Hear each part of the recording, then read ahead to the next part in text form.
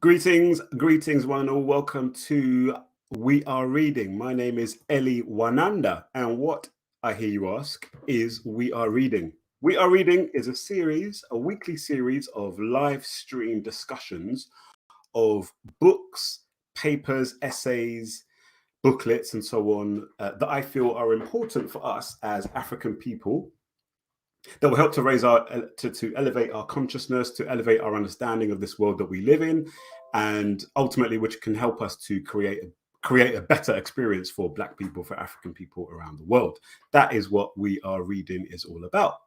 And we've covered a few books so far. I started this series in January 2023, January this year. So it's been going for 4 months now. Been 4 months we've been doing We Are Reading so far, which is I'm pretty proud about anyway, to be doing it every week, I think, in that time.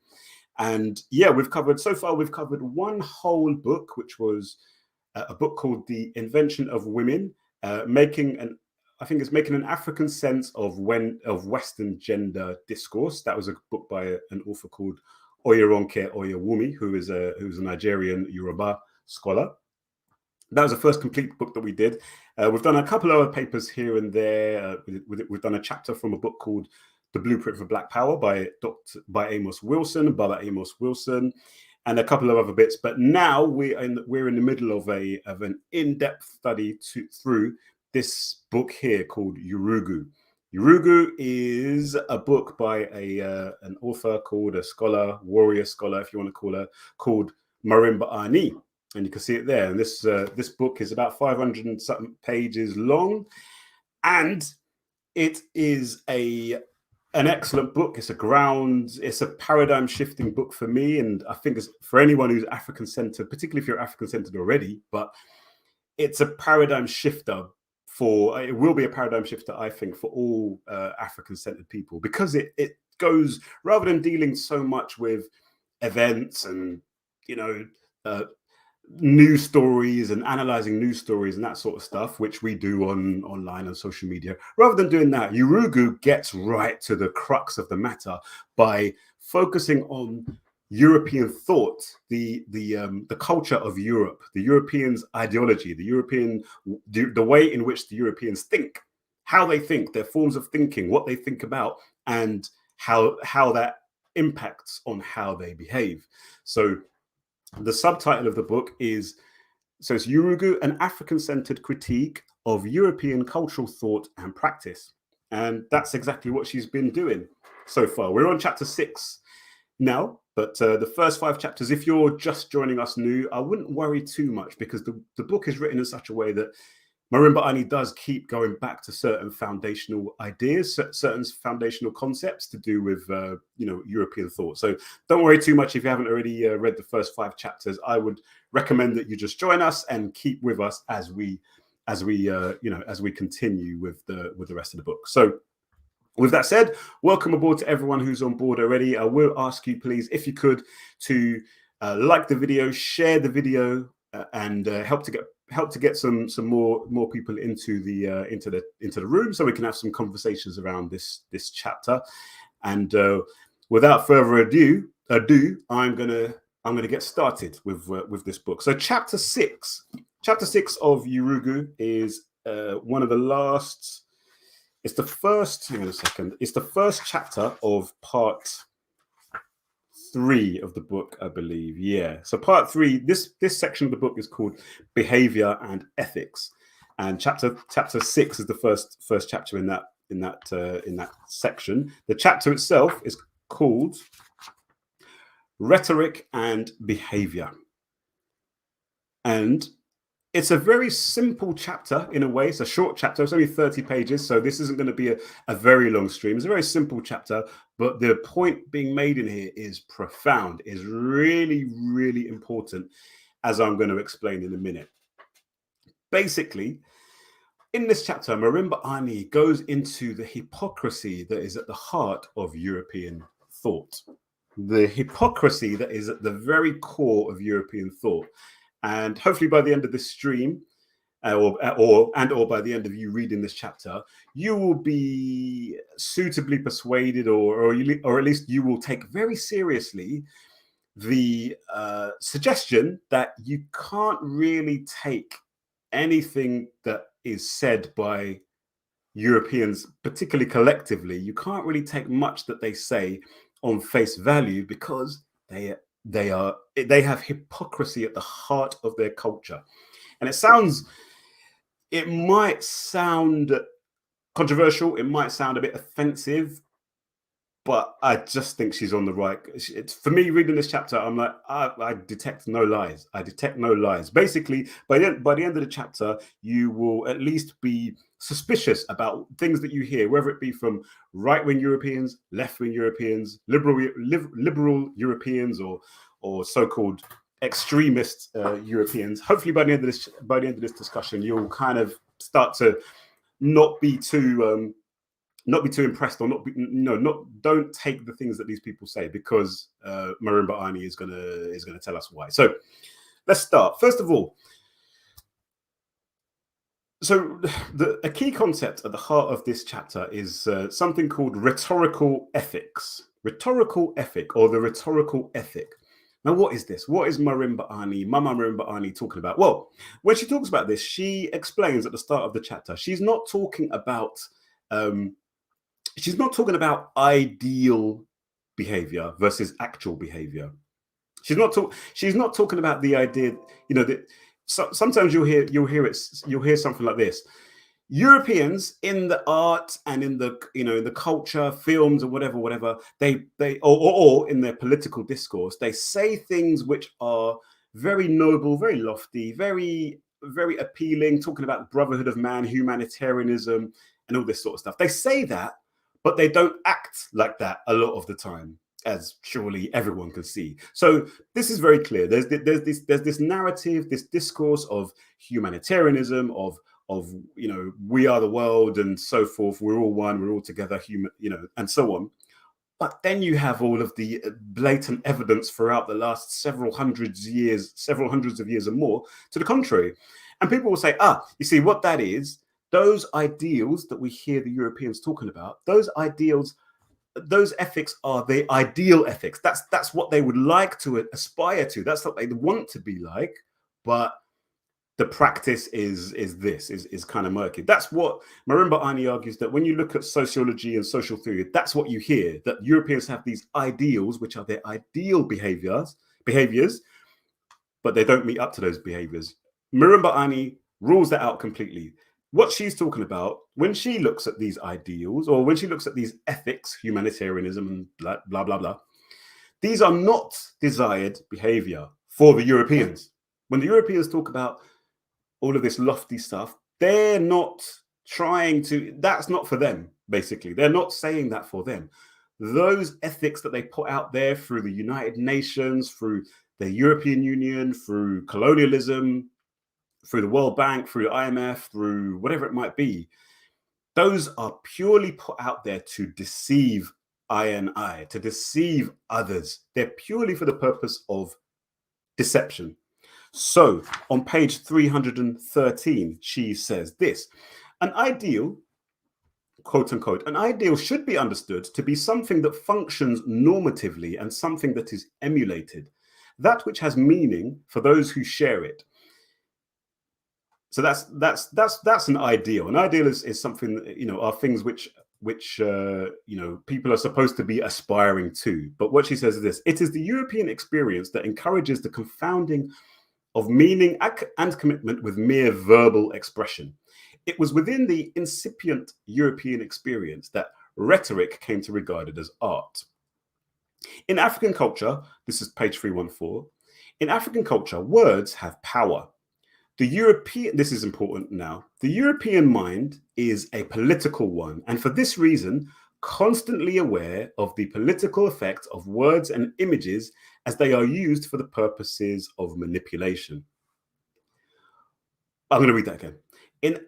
The European mind is a political one, and for this reason, the European mind is constantly aware of the political effect of words and images as they are used for the purposes of manipulation. By political, I mean to indicate an ego that consistently experiences people as others, as representatives of interests defined differently and therefore as conflicting with this ego. The individual is concerned, therefore, with the way in which his verbal expression and the images he projects can influence the behavior of those to whom he relates, be they patients, would-be consumers, neocolonial subjects, an opposing candidate for office, or an African self-determinist nationalist. This is what is deeply rooted in the American mind, the psychology of public relations, salesmanship, and political strategy. It is in the Euro-American vernacular that the word image is used so frequently. And then she ends with this. To be concerned with one's image as opposed to one's self is a European characteristic. So that she's making a claim there that basically you can't. The Europeans are unlike others, and this is a point that she keeps making over and over again, is that this is a particularly this is unique to Europeans. Other cultures, people of other cultures are not like this. People of other cultures are not obsessed with controlling others. They are not obsessed with putting forth an image to deceive others. Let me just, sorry, I'm just going to stream this. I'm just going to share this here, select, share, and boom. And I'll just share this here as well. Sorry, one sec. Just again, please make sure you do share and like the conversation, like the video here. And I will just do that. And that's done. Cool. All right. Yeah. So what she's arguing here is that hypocrisy is a way of life for Europeans. You know, they're all about dominating and controlling others. So what they put out there is aimed at dominating and controlling and deceiving others. Hypocrisy. She goes on to this. She makes a really interesting point here that I'm going to read here. Getting into the fact that you know, the values that we hear these Europeans talk about, they're not real values. So on page 316, she says, the distinction and definitions that can lead to a better understanding of the Europeans and their culture can only come from a perspective that is not one of European chauvinism. For it is the method of European chauvinism or cultural nationalism to conceal European interest. As I use it, value is only meaningful value. It is that which motivates behavior and is the origin of human commitment. So that's how a lot of us think of value. When we look at Europeans, we think that that's how they're thinking. So when we see their values, when we hear them, I don't know, when we hear Boris Johnson or Tony Blair or Barack Obama or George Bush talking about American values and European values and Judeo-Christian, when we hear them talking about these things and they're talking about democracy and all this sort of stuff, and we think that they really believe that ish, but they don't. Those are not values that are designed for them to live out. Back to the point here. Value determines what is imitated and preserved, what is selected for and encouraged. Avowed values, on the other hand, which are merely professed, i.e., which are just words only, which find their expression only verbally, which are not indicative of behavior, belong to what I have called the rhetorical ethic. The European rhetorical ethic is precisely that, purely rhetorical, and as such, has its own origins as a creation for export, i.e., for the political intercultural activity of the European. It is designed to create an image that will prevent others from successfully anticipating European behavior. And its objective, its objective is to encourage non-strategic, i.e., naive rather than successful political behavior on the part of others. I.e., this is the same as non-political behavior. It is designed to sell, to dupe, to promote European nationalistic objectives. It packages European cultural imperialism in a wrapping that makes it appear more attractive, less harmful. None of these features represents what can culturally be referred to as an ideal in any sense. The rhetorical ethic is therefore not dysfunctional in European culture. It does not generate nor reflect conflict in European ideology or belief system. but it is rather necessary to the maintenance and projection of the ultima rojo, i.e. the energetic drive, and performs a vital function in sustaining European cultural nationalism in the pursuit of its international objectives. And then a little bit later on here, the last little quote for this bit here. A little bit later on, she says that talking about how hypocrisy. So actually, let me just quickly summarize that. Those quotes that we've looked at so far in this very short chapter are making the same point, which is that the ideals that Europeans extol are not for themselves. The ideals that they extol are purely political. They're purely aimed at deceiving us, others. And even where it gets a little bit deep now is that Marimba Ani now, she says, yes, they are. These ideals are aimed at deceiving others, but it's so much so. It's such an intrinsic part of the European asili, such an intrinsic part of the European ideological core, that it also permeates every sphere of their behavior towards each other. And this is an interesting section here, which I'm going to kind of get into a little bit more detail on. So before I do, peace out, roll call, peace out to you, Tito District. Happy Saturday to you too, my beloved supporter and confidant, really, and prolific teacher in the comments here on our stream. So peace out to you, Tito District.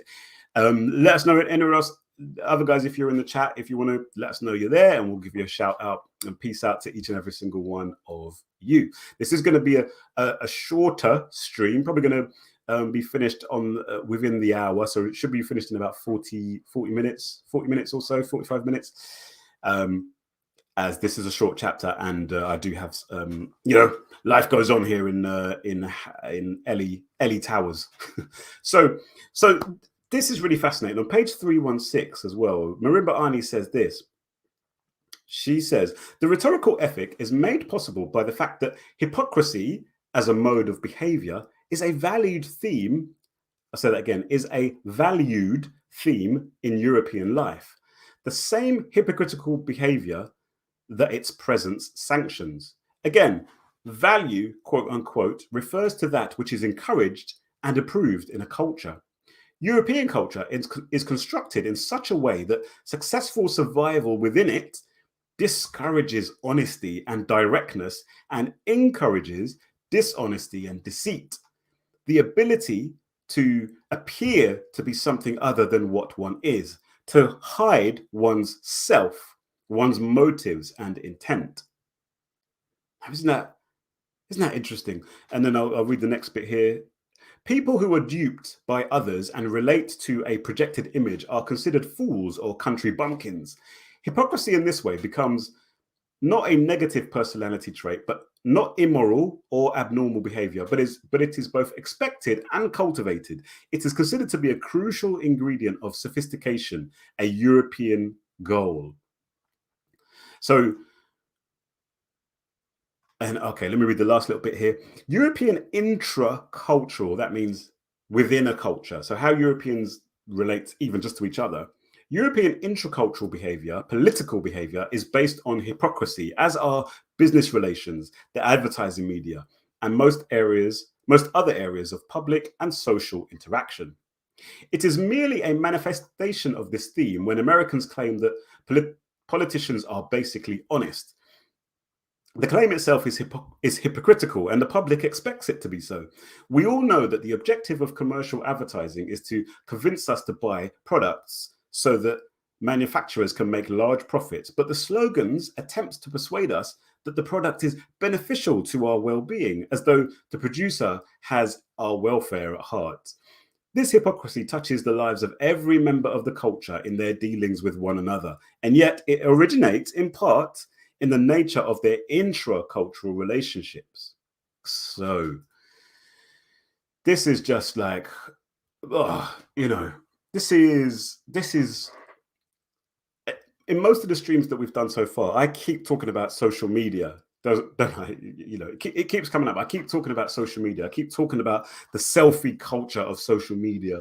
And I talk about women, but it's men as well. It's all of us. How we are constantly putting out an image of ourselves. We these days we don't, as I talked about a couple of streams ago, we don't even just go to a concert to just enjoy the concert anymore. And I do this. I've got videos on my channel where I've recorded a concert when I'm at the concert. But the this whole image thing, this whole thing about putting forth an image, putting out an image, is Marimba Ani was writing in the late mid 1990s. Here we are 25, 30 years later. It's just got worse and worse and worse in that regards. And I think that she's really onto something here, and I really want to do. I want to get into that a little bit more, perhaps in a future book or a future text, because she really is. She's getting at she's getting at something that actually these days defines our interactions with one another. Social media, obviously, the whole point of social media, and the fact that we've got devices now, pretty much all of our interactions with one another. Whereas back in the day, I vaguely remember as a youngster, I remember the days where if you wanted to talk to someone, especially when I was young, you had to go to their house and talk to them, or they had to come to your house and talk to them, or you had to go outside and physically be with them, But now everything is filtered through the lens. Everything's filtered through literal filters. Everything is curated. We curate an image of ourselves these days, isn't it? Even you could argue that I'm doing this now. I'm carefully curating an image of me as being, all Pan-African and conscious and reading these complex books and so forth. And honestly, this is, I just have to say, this is genuinely me. I can bring my family on to, they'll all tell you what I do a lot of the time, how I like to spend my life or whatever. Thankfully, there are people I know on social media who I've known in real life beforehand. So, but this is where we're at. It's all about image. It's all about surface level. And what it made me think about is that coming back to the what we talked about when we were talking about aesthetics, we are constantly bombarded with the images, symbols, narratives, mantras, common sense, so-called common sense, accepted ways of thinking and so forth. All of these things are aimed at indoctrinating us, in tricking us, deceiving and bamboozling us on just constantly. As I was reading this, I was reminded of a book by Ra Unefa Amen, which I've done some studies on beforehand, called Medunetta, and he talks about this in using the language of metaphysics, if you want to say that. And he talks about how we are constantly in a trance all the time. We're constantly in a trance to images, because he defines a trance as being a state of extreme receptiveness to images mainly. And he says that it's not trance isn't just something that we do when we sit down and go into a trance and we start meditating or whatever. He's just saying that, listen, on a day-to-day basis, we're constantly in the trance to advertising, to TV, news, school, this, that, and the other, constantly in a trance all of the time. And this isn't even just Black people. This isn't just African people. It's just everyone in a European context or Eurasian context. Everyone is in a trance. And coming back to the politics here in the UK, we are yet again, for goodness sake, we're about to have an unleashing of worship of the royal family, basically, because Elizabeth died last year, toward the end of last year. She was the reigning monarch of 70 odd years or whatever. And now her son, Carlos, or Charles, is now going to be the new head of state. And my boys' schools, for example, the nursery, I'm getting messages saying, oh, we're going to be doing a dinner, we're going to be doing a tea for the Queen. Wear these colours. If you want to do this, you want to do that. And this is what it is. This is how these idiotic Brits here, they're just from as soon as a baby in that family is born, the baby's on front pages of the news. You constant puff pieces about, oh, how wonderful Prince such and such is, and oh, how wonderful they are. Oh, constantly being duped and programmed so that people get fascinated and identify themselves with them. And then as they get older, these royals get older. We read about how moral and how upstanding they are and so forth, and they're always do-gooders. These royals are always, whether it be what's her name, Kate, the current wife of the future king, or even Meghan Markle. Such do-gooders. They've got foundations and trusts and whatnot. It's all this crap. Of course. And this is something that Marimba Ani is going to talk about in a minute. Of course, they carry on. This royal family carry on to own half of the bloody British land. Half of the land of the UK or whatever it is owned by this so-called royal family. They're not giving that land up, are they? The so-called Queen never once made any kind of negative statements with regard to the empire which she foresaw, which she saw expand to its greatest extent. Under that so-called queen, pseudo queen, for example, people in my part of the world, Kenya, were rounded up into concentration camps for the crime of demanding that these colonizers would leave Kenya.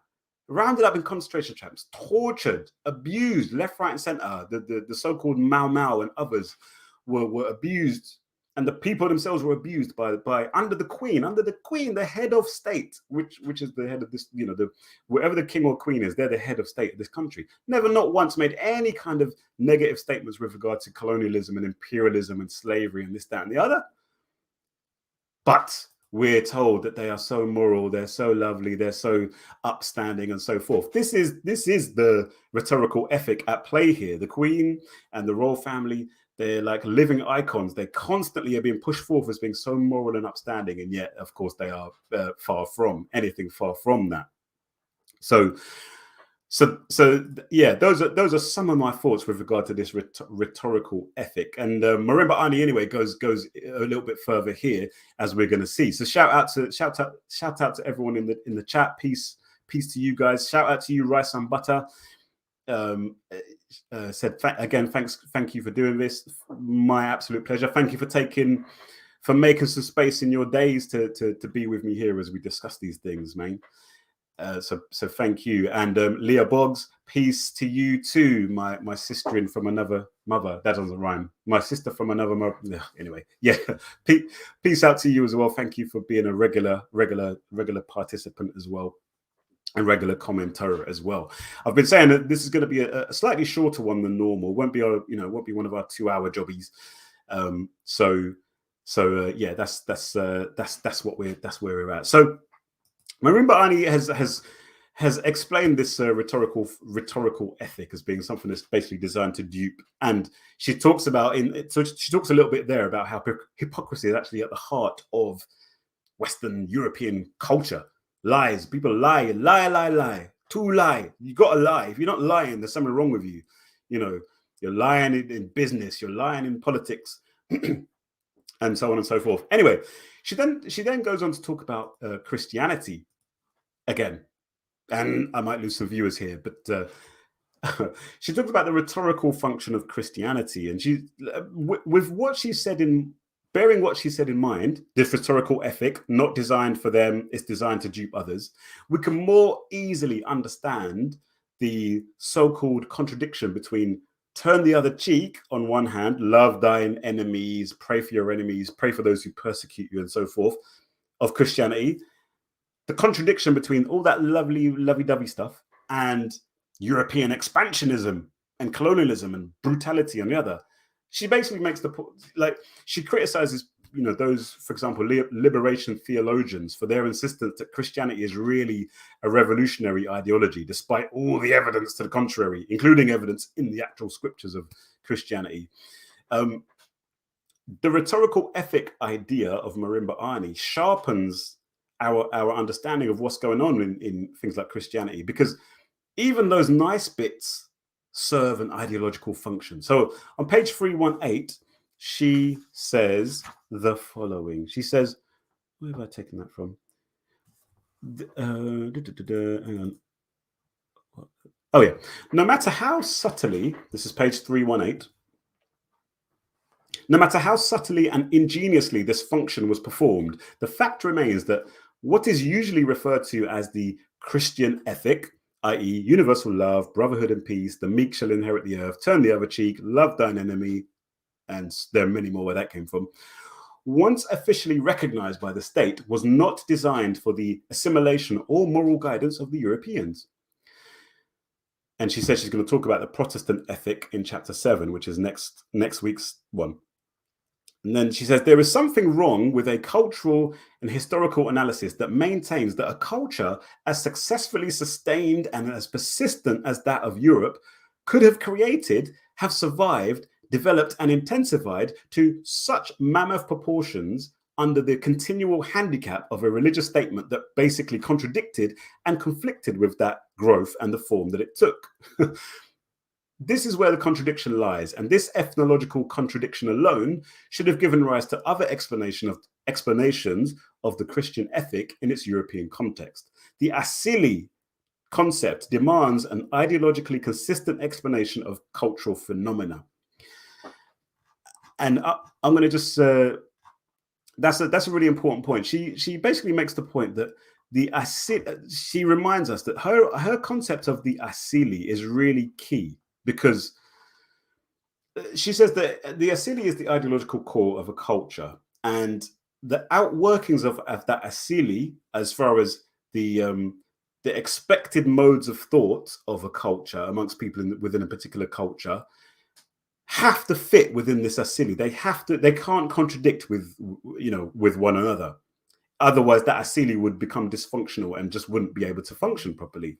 So what she's saying here is that her concept of asili, and it's, this can be challenged. This concept of asili can of course be challenged, but it's very persuasive for me. She's saying that, listen, in order for us to be able to understand what is going on around us, we need this concept of asili, so that we can look at these apparently contradictory or these apparently confusing things like European liberalism and, turn the other cheek and so forth. We can look at that sort of stuff and understand that, no, actually, they fit perfectly within. And it's our job to understand how they fit together, how they harmonize with the brutality. And that's what she's going to talk about that quite a bit in a minute.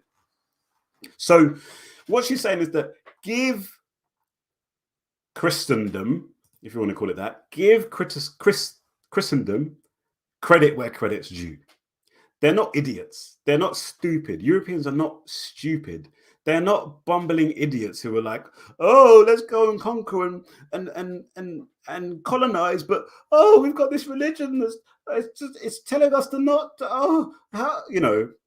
That's not them. That's definitely not them. Give us some credit. Marimba Ani is saying, understand that they have got where they have got to through brutal, militant, relentless, deliberate action.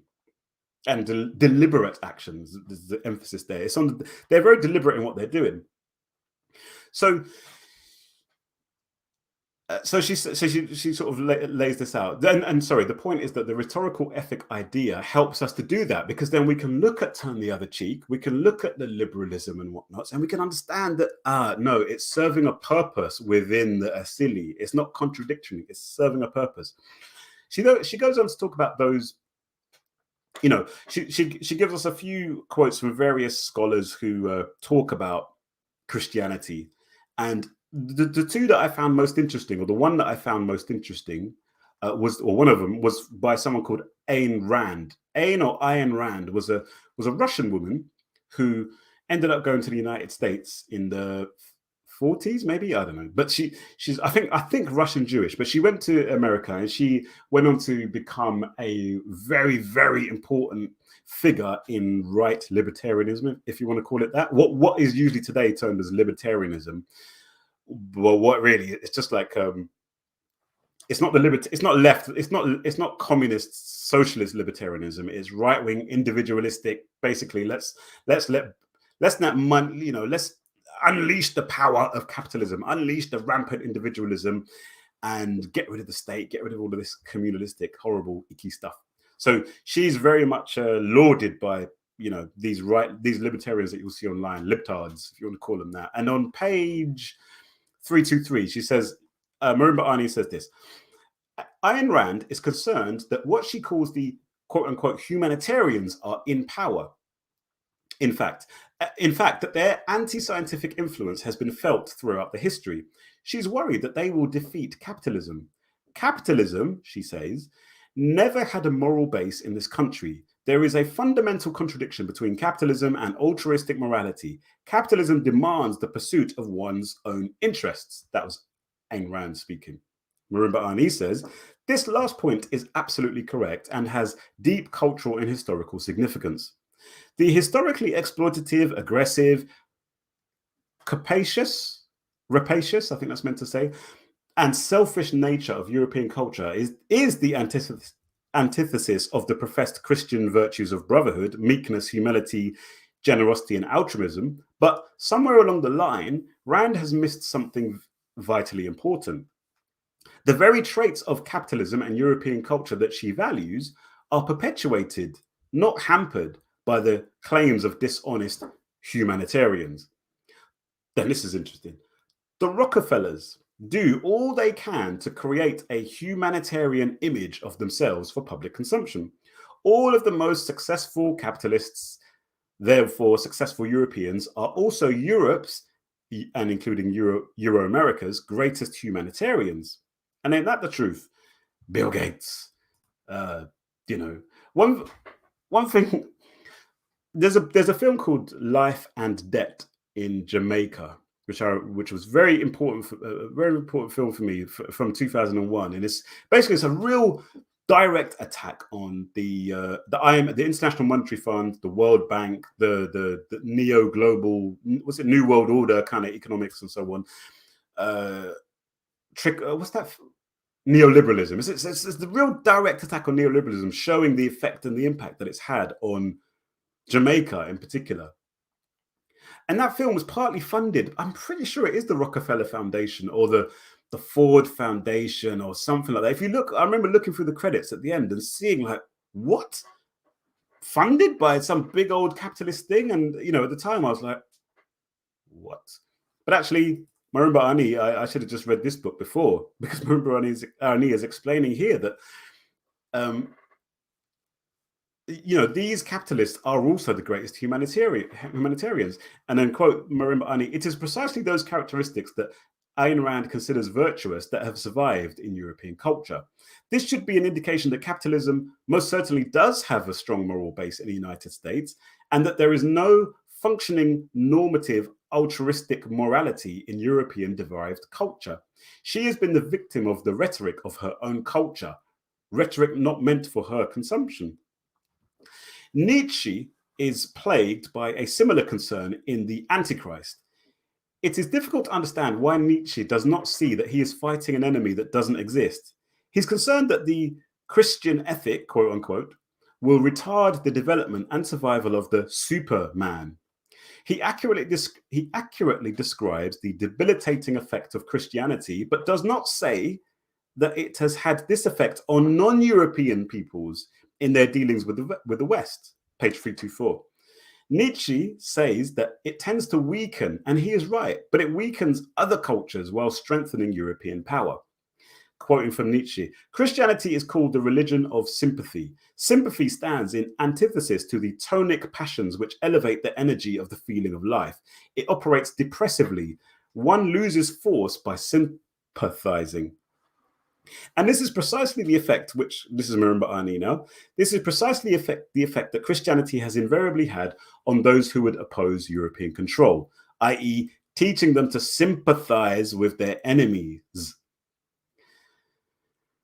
Nietzsche makes the point that Jesus dying for others is the epitome of the negative political image. And this is an amazingly astute observation, but he fails to make the connection between Europe's overwhelming political success and its complete rejection of this image. Nietzsche's fears are unfounded. The rhetorical ethic does not affect the European. And then this is an interesting point here as we start to move now into talking about the so-called liberal and regressive wings of Euro-American culture. She says, what is interesting is in the thoughts of Nietzsche and Rand and this other person is the lack of hypocrisy that I am considering here as a theme in European culture. They apparently reject the European rhetorical ethic. That is, they refuse to make the Christian ethic a part of their own rhetoric. Often theorists of the right in the West are much more honest in their denial of the professed values of the Christian ethic than are European liberals in their verbal support. All too often, this is the only distinguishing feature between them. So that's quite interesting. She's basically saying that when you see some of these right wingers who are attacking humanitarianism and the Christian ethic, Marimba Ani is saying that they're basically being more honest than the liberals, because they're refusing to be hypocrites.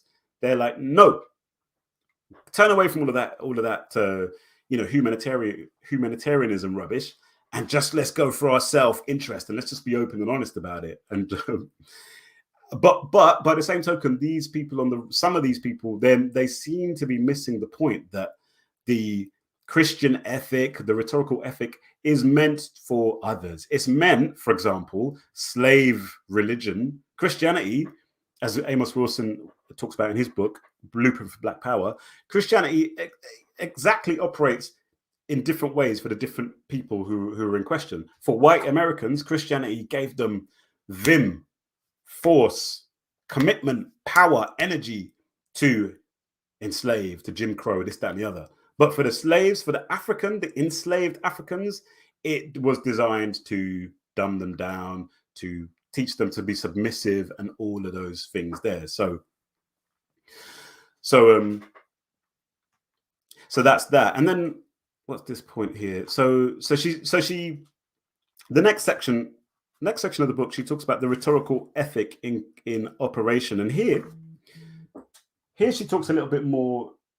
She talks a little bit more about the, this idea, because obviously all this stuff, maybe in a lot of your minds as well, deep down, you're probably still thinking like, yeah, but look at all the charity. Look at all the charity that you see in America, all the humanitarianism that you see in America. Look at all of that. Surely that shows that there must be a desire to do good and to reach out and to be. There is that brotherhood of man, amongst Americans and Europeans. I know in Britain, people here in Britain, foolishly think they're so altruistic and humanitarian because there is quite a high level of charitable giving in this country. Similarly, I know in America there's a really high level of philanthropy and charitable giving and all this sort of stuff. So for this person in here, this is someone called Williams. What's their first name? I didn't catch their first name, but this is a representative quote of how Robin Williams, interestingly,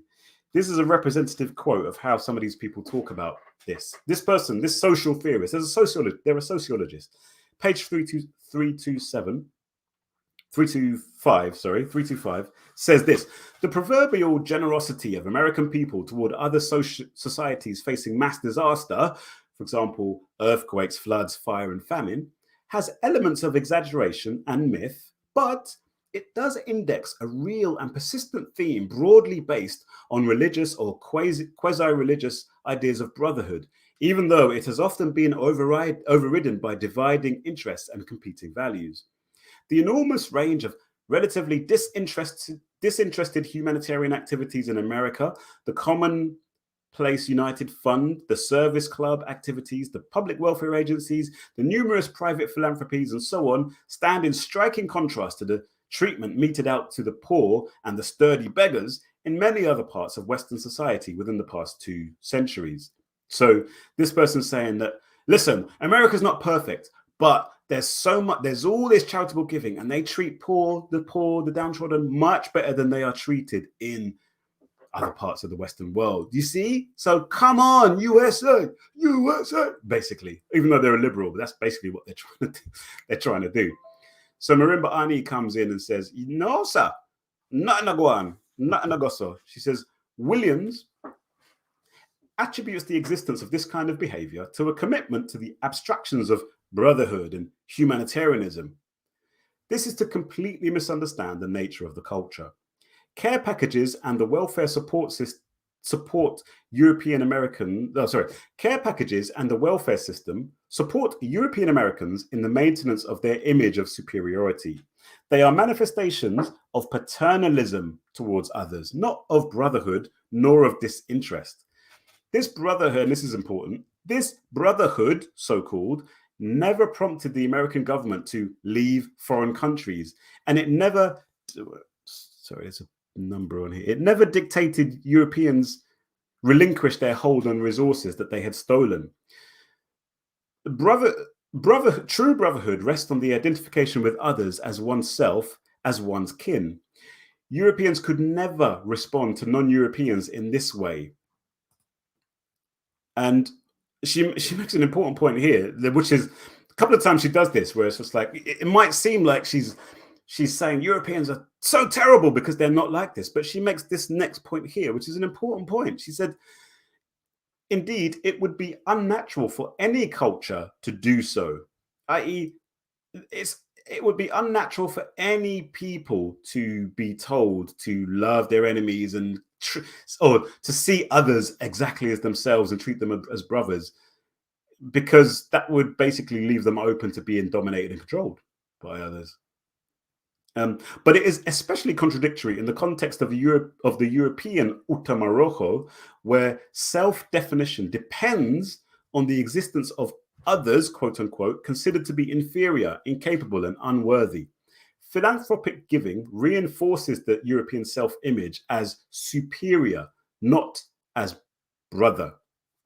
And that's extremely important to get that into our heads, that any of this, whenever you do see any of this like do-gooding stuff, it's not because they think of themselves as our peers or or they think of us as their equals. No, they still see us as their inferiors, whether it's the liberal do-gooders and so forth. Deep down, when you look at, for example, the advertising of international development NGOs and charities, look at the advertising, look at them, look at the themes, and I know that word very well. Look at the themes that are in those advertising, particularly when they're talking about things like, cultural they've moved a lot more lately into like cultural practices, which they're trying to stamp out, these backward social cultural practices which are holding back particularly women and particularly girls.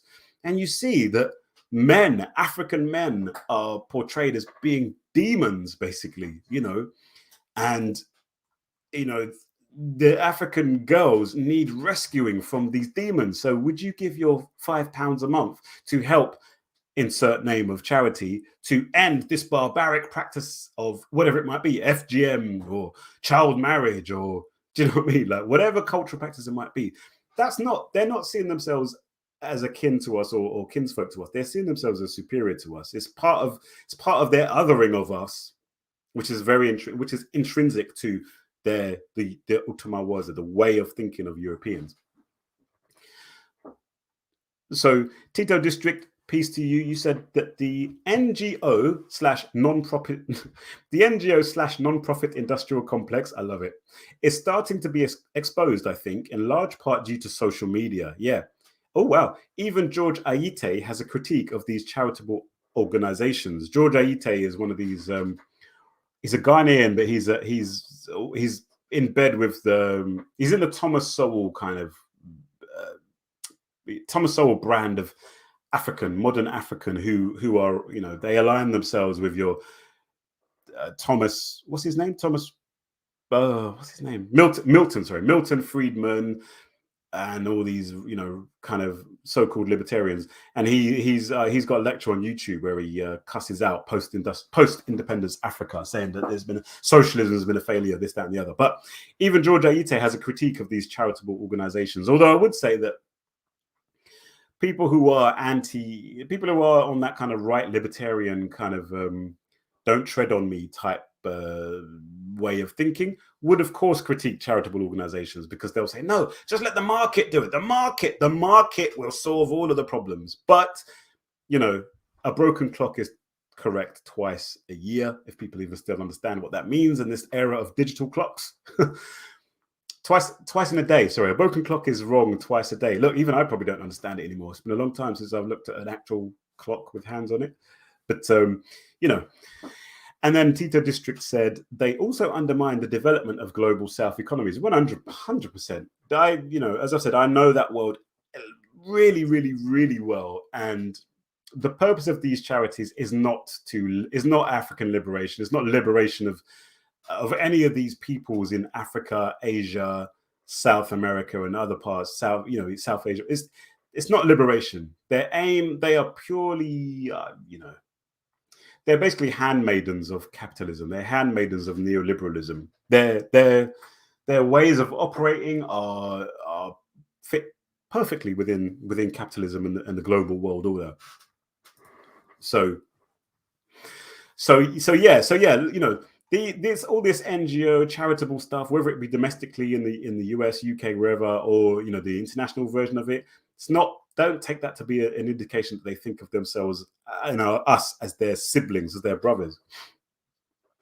Now, but what about the fact that here in the UK, at least, I don't know about US these days, but here in the UK, fascism is strongly condemned here in the UK.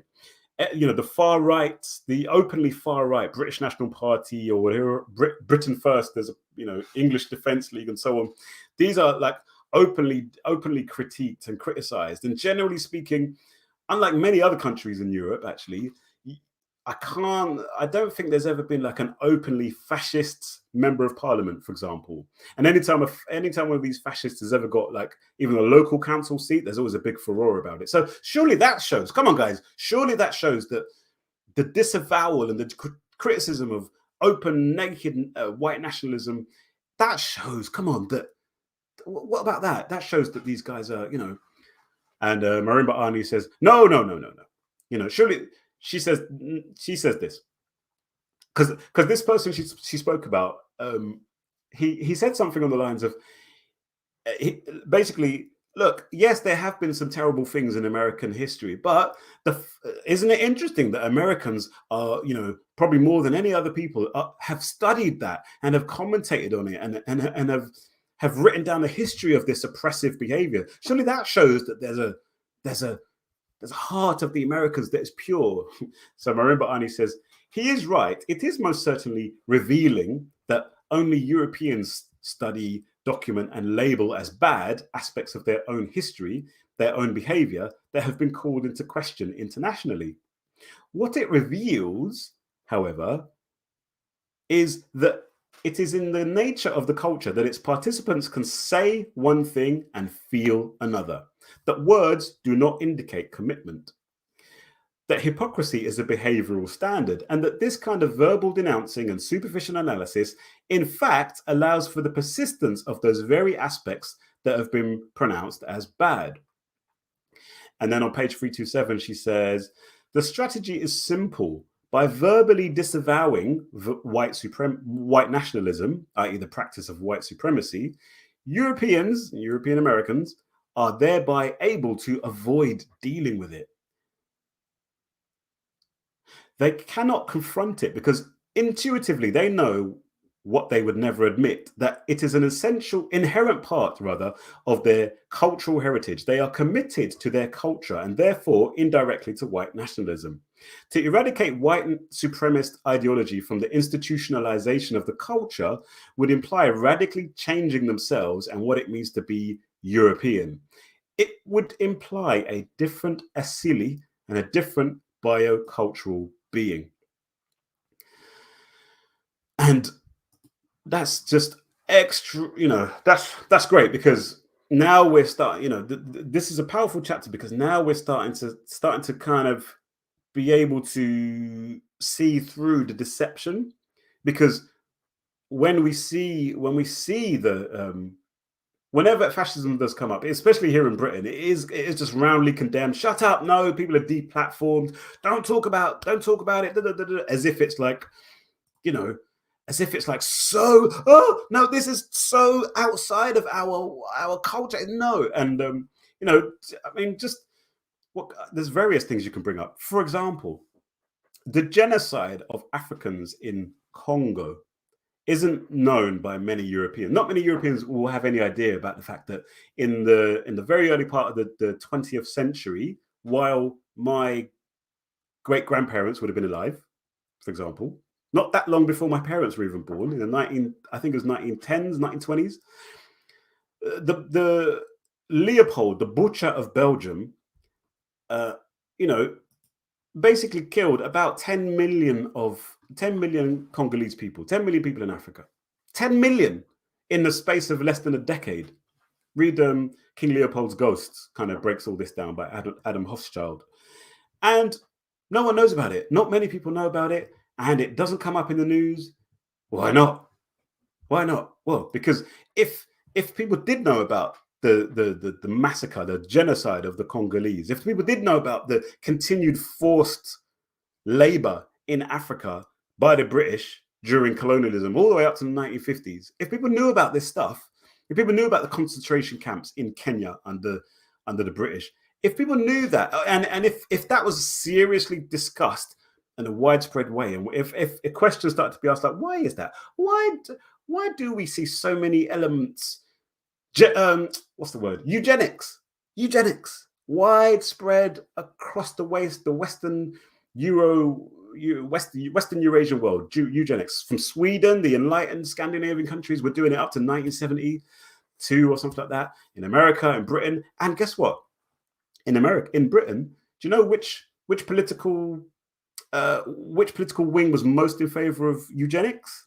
It was the left, the Fabian Society. You look at I can't remember their names, but you look at the founding fathers and mothers of the liberal left, the socialists, so-called socialist Labour Party and so forth. If you look at them, they were the ones who were pushing for eugenics because they wanted to breed out or just sterilize the undesirables. And so when you see these parallels between Nazism, fascism, and I don't know what you call it, Britishism, I don't know. If you were to see that and that was to be commonly known, then the facade will drop, and you'd have to say, well, to be honest, it's just the same. It is intrinsic and endemic in European culture for these kinds of things to happen because they're all reflecting the same asili. Another point I wanted to make is that before the so-called World War II, the Second World War, Britain's ruling elites were pretty cozy to Hitler. They were pretty welcoming of him. They liked him. I remember listening to a lecture talking about how Churchill, for all his faults, and he was a butcher, but he was like one of the few of these like elites, because he was an elite person. He was one of the few of the elites who were basically trying to say, no, we've got to stand up against Hitler. We cannot let him do these kinds of things. Various other members of the elite were all in favor. The Daily Mail, which is the main right-wing rag here in the UK, the Daily Mail, had a famous front page in the 1930s, basically like lauding and celebrating Hitler, which is why it gets called the Daily Heil these days, because Lord Rothermere or whatever, one of these lords who owned that paper was basically a Nazi. King Edward VIII. The reason why the current lineage in the UK is the royal family. So Elizabeth, the reason why Elizabeth was the queen was because her dad was the king, King George VI. But King George VI wasn't the next in throne. His brother was the king, Edward. But guess what? Edward had this. So the traditional story is that Edward had this fling with this Wallis Simpson, this American woman, and that was a taboo. But also, not talked about much, is that Edward VIII and Wallis Simpson were big fans of Adolf Hitler, big supporters of Adolf Hitler. And it got to a point where that basically wasn't acceptable. That wasn't acceptable. So they had to get rid of him. But anyway, the point I'm making is that, and this is a point that Marimba Ani makes, is that people like the Nazis and the fascists and this, that, and the other, maybe even Donald Trump to an extent, they're just extremists. That's the problem. They're too extreme. They're too obvious in how they go about things. But the difference is in degree, not in kind. It's all about the utamarojo, the drive to conquer, to control, to expand, and so on and so forth. All of them, it's all the same thing. The asili is the same. It's all about these things. So they disavow white nationalism because they don't want to confront white nationalism. So Leah Boggs, thank you. You said that fascism is outside. George Jackson said it back in 1970, 1971, Blood in My Eye. Okay. I haven't read that book, actually. I think I've read Soledad Brava many years ago, but I haven't read Blood in My Eye. But yeah, I'll add that, take that under advice, as they say. Cool. All right. So nearly finished. The last thing I wanted to say here is that obviously all of this sort of stuff. Yeah, oh gosh, we need to wrap up in a sec. So all of this stuff. One of the last things she talks about in this chapter is about the liberals and the liberals who believe the hype. The European liberals who believe the hype. The European liberals who do say, look, I am in favour of, brotherhood of man and this, that, and the other. Because there are obviously many of them who are genuinely of that ilk. And Marimba Ani is like, she says this. This is on page 322. This is what she says about how we should relate to liberal Europeans. She says this: the confused liberal becomes the most dangerous European chauvinist of all. His wearing of two hats does more to maintain the European system than the work of those who are recognized as chauvinists. If a missionary sincerely believed that he has come to help Africans, then this can only be regarded as a dangerous form of delusion. The politically wise attitude of his victims would be to regard him exactly as they would regard any other would-be conqueror. Unfortunately for them, in the past, first world peoples who have understood the implications of European missionizing, whether of the secular or the religious variety, the secular would be your NGOs, the religious, the missionaries, have expended great energy in the attempt to convince the missionary of the real cultural political effect of his work. This is a hopeless cause. Such efforts only involve them in the endless rhetorical abyss of European culture instead of in active self-defense. And then there's a little bit here which I cut off. She says that, sorry, is it 332? Yeah. The point here is that although the rhetorical ethic may sometimes represent instances of self-deception within European culture itself, this does not alter the fact of its function and effectiveness in regard to Western imperialism. The only way to help first world peoples, that is Africans, Oceanics, and so on, is to accurately represent the nature of European culture and the motives of European behavior. The decision as to what changes are to be made in our cultures are ours and must be initiated by us. And there we go. That's her treat. That's my summary of Marimba Ani's concept of the rhetorical ethic. And I think it's a very, very powerful, very simple point. A lot of people won't want to hear that, obviously. A lot of people are absolutely committed to alliances and absolutely committed to allyship and all this sort of stuff. So they don't want to hear Western liberals, European liberals being critiqued because everyone's got an ally that's very important to them, And I get it. I get it. I understand that. I understand the point that,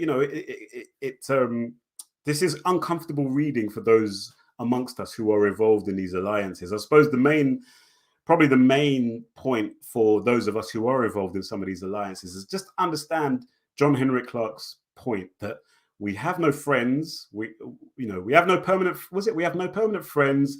We only have permanent interests. And just keep that in mind. That yes, it might be expedient for us to work with other people.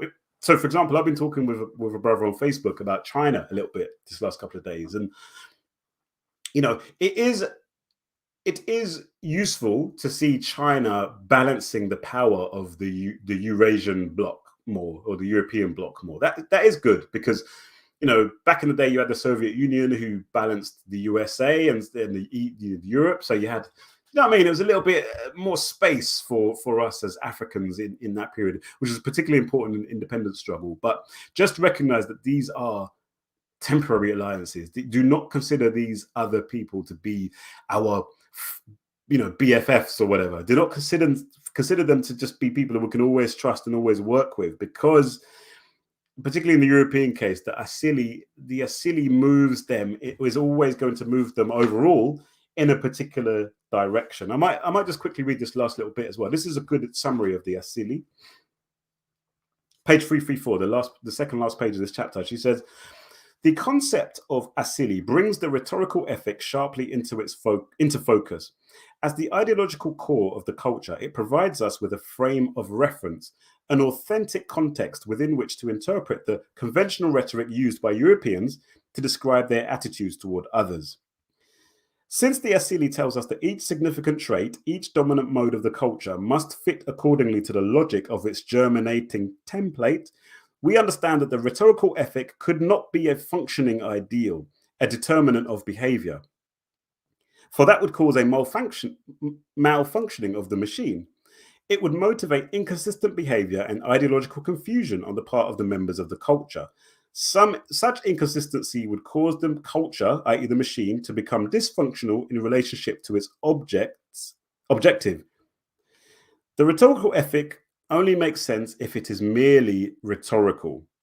It's just PR and so on and so forth. And that's where this Asili concept really, I think this is probably the first chapter where I'm like, okay, cool. I get how this concept of Asili actually can direct our thinking and direct our kind of conclusions to an extent, or at least direct us to where to look and how to interpret things. Because understanding that the Asili is a whole, is a monolithic whole, and the compartments of it need to fit together and harmonize. Understanding that means that we by necessity have to recognize that the talk of the Europeans, the humanitarian talk and all this sort of stuff, we have to interpret that in a way that is going to enable the Asili to be cohesive. And it's like, I think one of my things, just to finish with, one of the things that I've really got from this chapter is that, how can I put this? Basically, when you so here's an odd example. I was just watching a video about Balenciaga. Apparently, Balenciaga, the brand, this fashion brand, some high-end fashion brand who I only started hearing about in the last 2-3 years from music, basically, mainly African music, unknowingly. But anyway, they've had some controversy where they've had like photo shoots with depicting abuse of children and child abuse themes or whatever. And first of all, as I listened to that video, it reminded me of our discussion about aesthetics and how Marimba Ani showed us that in European culture, aesthetics are moral because aesthetics are detached from society. They're detached from actual relationships with people. Aesthetics are completely detached from any kind of moral underpinnings. They're just and so of course you're going to end up with this kind of thing where the people, the guy in the video was saying like, oh yeah, well maybe these artists, they just want to shock. That's all they just want to shock, and they love to shock. And it's like, it was all Marimba Ani's analysis helps me to view things like that and understand. Not this guy is critiquing Balenciaga in the video, but I'm critiquing both of them. I'm critiquing the critique because I'm looking at this guy and he's coming up with excuse after excuse. Oh, maybe they just want to shock. They just want to do that. Maybe it's not child abuse. Maybe it's not Satanism or whatever. But I'm like, listen, the fact that this is your concept of culture, that culture is something that can be so abstract and can be just devoid of morality. That's the European Asili is you're reflecting the European Asili, Mr. whoever the person is that made this video, just as much as you're supposedly critiquing Balenciaga. But then the other thing that I suppose you could say as well that of course they're going to have things like child abuse in their fashion, because the European Asili is all about objectifying and dominating and controlling. So it's not a surprise to me. It's not a surprise to me to find these kind of themes coming up in European culture left all the time, because that's what they're all about. They're all about control. They're all about domination. They're all about they derive pleasure from domination. And let's face it, you got nature, dominate nature. You got insects, dominate insects.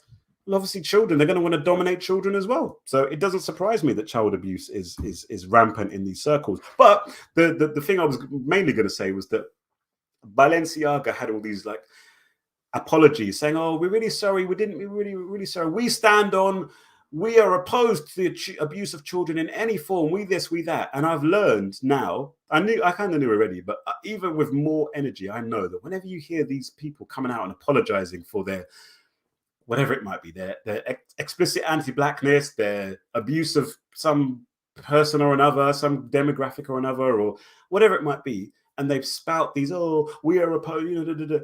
It's just words. It's just words. Do not believe them. They're lying because their lips are moving. That's basically what it is. Don't read anything into those kinds of apologies and those kinds of lofty statements with regard to diversity and inclusion. Don't believe it. Just don't believe it. They're just trying to trick you. They want you to think in that way that, oh, we're all, we're all one or whatever. It's all rhetorical. So just, I don't know, the world just makes a little bit more sense, and I'm less duped. I feel like hopefully I'm less duped about what wagwan really in society. So anyway, on that note, I will call it a day there. Thank you guys. As I said, apologies, it's a bit of a shorter one today because I do have to rush off now and do a few bits and pieces, but hopefully you guys have enjoyed this this conversation, as brief as it has been. Next week I should be able to read chapter. I'm gonna have some time, quite a little bit of time to myself, basically, over the next in a couple of days. So hopefully I'll be able to, chapter 7 and chapter 8. That's page 337 to 482. So that's about 150 pages. Chapter 7 is about intracultural behavior, how Europeans behave toward each other, and behavior towards others is chapter 8. So we'll do chapter 7 and chapter 8 next week. Thank you very much for joining us, guys. If you haven't already, please do like the video and share the video as well. Like it and retweet it or whatever. I am streaming live on Twitter for a change as well today. So do like and retweet as well. And also, if you could please, if you haven't already done so, do sign up at my Substack. So it's elywananda.substack.com. That's ELYWANANDA, Wananda, elywananda.substack.com. And we'll do this thing. Let's get this thing started. So peace. Everything is politics. Nice to see you. Yes, you said you'll catch up later. So look forward to your thoughts hopefully in the comments. And everybody else, Leah Boggs, Tito District, Rice and Butter, and everybody else who's been watching. I wish you a blessed rest of the Saturday. I wish you a blessed rest of the weekend here. As I say, no, it's not. The coronation is not this Monday. It's the Monday after. So, but we have got a bank holiday. We have got a bank holiday this weekend, this Monday coming, because it's Labor Day, or is it Labor Day? May Day bank holiday, which means no one works. Not many people work on that day. So anyway, have a blessed one, my family, bayaya, and I'll see you next week. All right. Peace. Salama.